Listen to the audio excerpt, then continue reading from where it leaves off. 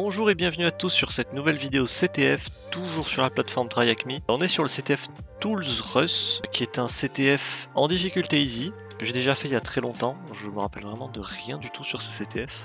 Practice using tools such as Deerbuster. Alors ils nous disent pratiquer l'utilisation d'outils tels que Deerbuster, Hydra, Nmap, Nikto et Metasploit. Celui-là je l'utilise jamais. Il me semble que c'est justement un scanner de vulnérabilité sur une application web, enfin d'application web, de site web si vous préférez.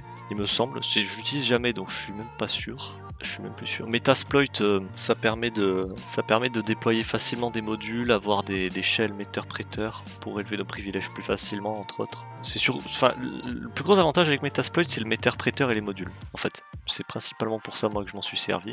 Hydra, bon, pour le brute force, on s'en est déjà servi plein de fois. Et Deerbuster, globalement, c'est comme GoBuster. Mais je sais plus si Deerbuster, il peut énumérer les brute force, les sous-domaines et les hôtes virtuels. GoBuster peut le faire, mais Deerbuster, je sais plus s'il peut faire ça aussi. Mais moi, je préfère GoBuster.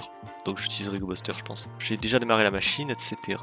Toys Rus. Votre challenge est d'utiliser les outils qui sont utilisés ci-dessous. Ouais, bon, allez, on va leur faire plaisir, on va utiliser Deerbuster. Pour énumérer le serveur, récupérer des informations le long du chemin qui vous mèneront éventuellement à la prise de contrôle de la machine. Cette tâche requiert l'utilisation des outils suivants: Deerbuster, Hydra, Nmap, Nikto, Metasploit. Bon, du coup, what directory can you find that begins with a G? Donc ça, c'est déjà quel répertoire on trouve qui commence par un G. Ça, c'est avec Deerbuster qu'on va le trouver, je pense. On va mettre ça de côté. Ouais, donc je vais faire un répertoire Tools Rus. Là, on va se déplacer dedans. Du coup, on va faire un... je sais même pas si on est obligé de faire un scan Nmap parce que, à mon avis, ce sera sur le port 80. Là, je vais juste faire un scan classique, ce sera rapide.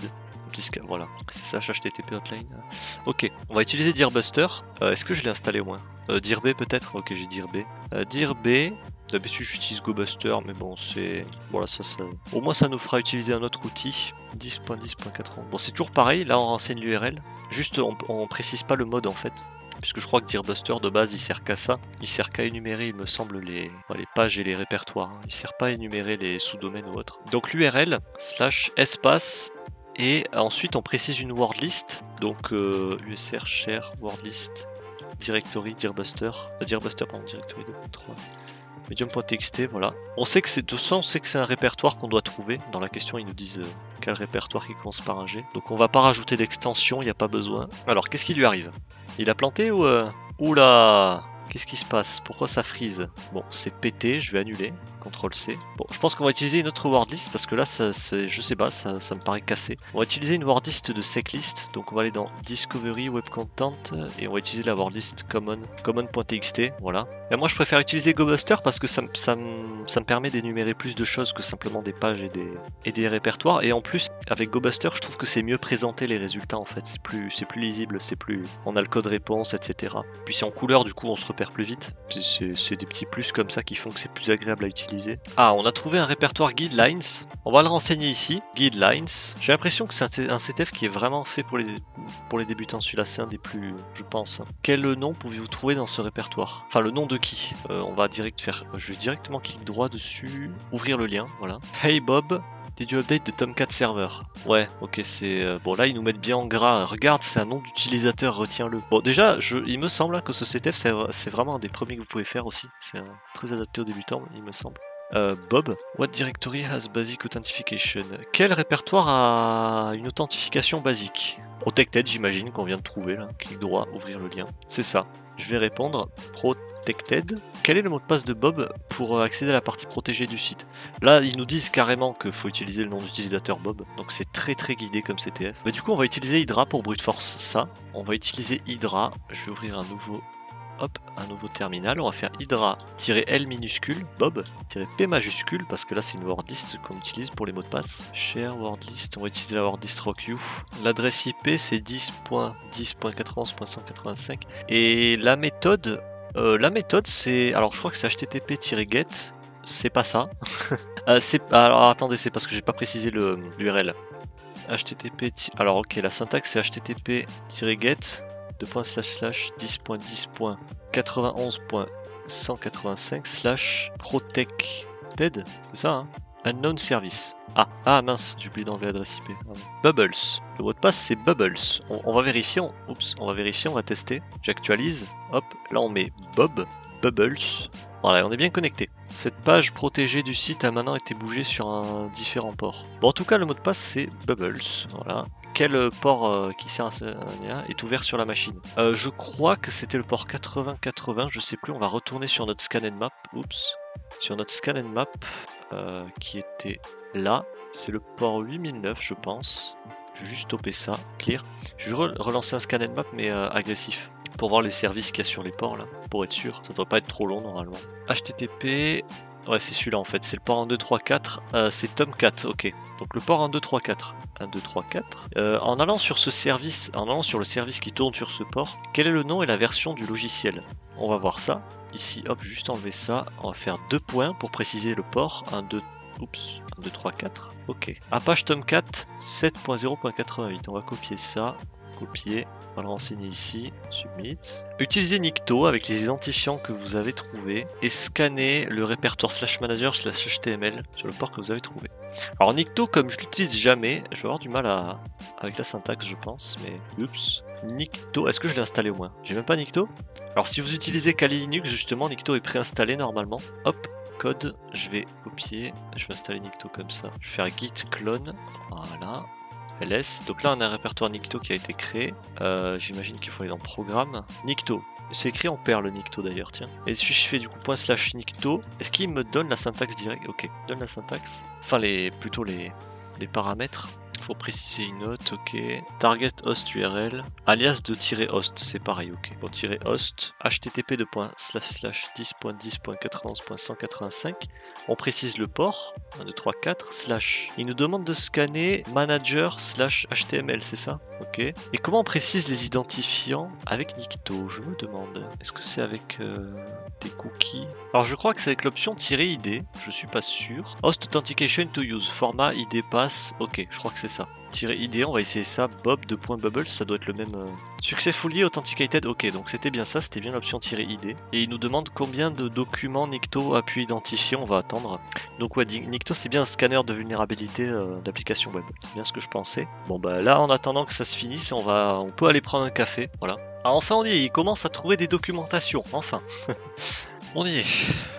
Ça fait longtemps que ça tourne, je sais pas, je vois pas l'heure en haut en fait à cause d'un truc sur mon écran. Mais... On va attendre qu'il ait fini de trouver des documentations. Le truc c'est que j'ai regardé ici dans les paramètres si on peut pas lui dire juste de chercher des documentations, mais je sais pas à quelle option ça correspondrait en fait. Peut-être juste à l'option 1, Interesting Files, mais sinon je pensais qu'il y avait une option exprès pour chercher seulement les documentations, mais non, j'ai pas l'impression. Bon, je pense qu'il a fini de trouver des documentations, donc il y en a 1, 2, 3, 4, 5... Il y a 5 docs du coup, j'imagine, 5, c'est ça. Quelle est la version du serveur lancer le scan sur le port 80. Alors je vais utiliser Nmap pour ça, je sais plus si Nikto il a scanné la version du Apache Coyote, ouais bon, on va faire ça avec Nmap, parce que Nikto c'est beaucoup trop long d'ailleurs.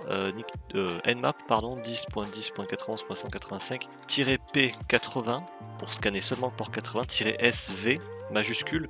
SV c'est pour show version je crois.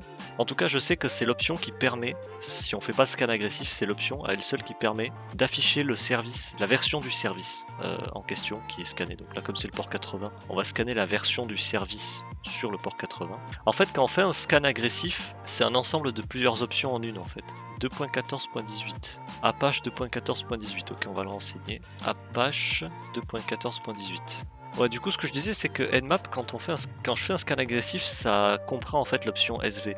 SV, c'est juste pour afficher les versions des services. Le scan agressif, il affiche les versions, mais il exécute aussi des scripts qui cherchent certaines vulnérabilités ou qui cherchent certaines informations en plus, qui ne sont que de base avec l'option SV, c'est pas fait. SV, ça sert juste à scanner les versions des services, pas à scanner, pas à exécuter des scripts précis. Par exemple, si je scanne une application web, il y a un script Nmap qui va chercher dans le fichier robots.txt s'il n'y a pas des entrées désactivées. Ça de base, Nmap ne le cherche pas, ça il ne le scanne pas.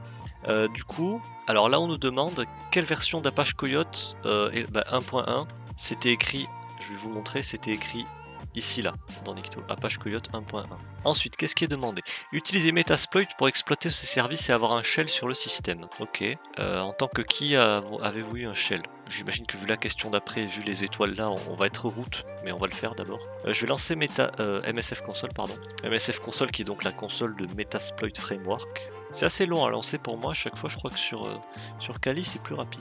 Je viens de repenser à un commentaire qui m'avait parlé qui m'avait demandé si un PC en 32 bits sur Kali ça faisait l'affaire. J'avais dit oui, mais sinon sur TryHackMe, il y a, même avec un compte gratuit, il y a une machine virtuelle sous Ubuntu, où il y a pas mal d'outils préinstallés aussi, qui est disponible pendant 1 heure par jour. C'est pas beaucoup, mais c'est déjà ça. Si jamais, par exemple, si vous qui regardez la vidéo, vous n'avez pas de machine virtuelle ou pas de quoi installer Linux ou autre, vous avez quand même une machine virtuelle accessible gratuitement 1 heure par jour sous Ubuntu, avec des outils préinstallés. Beaucoup d'outils qui sont aussi sur Kali. Du coup, qu'est-ce qu'on devait faire? On devait exploiter Tomcat, c'est ça? Si je fais search Tomcat ou Coyote, je sais pas. Tomcat, search Tomcat. Alors je vais trier par rank excellent. Voilà, on va trier que par les rangs excellents et par type exploit. Voilà. Du coup, on va se retrouver à tester tous les exploits quoi. Ce module peut être utilisé pour exécuter un payload sur un page Tomcat. HTTP password bubbles username pardon. Username Bob. C'est chiant de repréciser à chaque fois les. Je sais qu'on peut les définir une bonne fois pour toutes de manière globale, mais je sais plus comment on fait. Je me demande si c'est pas export ou un truc comme ça, mais 7 lhost tune 0 7 airport 1 2 3 4. Alors il y a quoi du coup? Ok, vhost on s'en fiche, target URI manager, support 2 3 4, pop proxy, run. Ah ben enfin! Enfin on y arrive. Ok. Alors, l'exploit est quasiment pareil que le premier qu'on a testé, je crois. Je saurais pas vous dire la différence entre ces deux exploits. Du coup, who am I? Ah non, ouais, du coup, c'est getUID. Dans un shell, dans un méterpréteur comme ça, c'est getUID la fonction, la commande équivalente à who am I. Du coup, on est root, on va le préciser ici, root.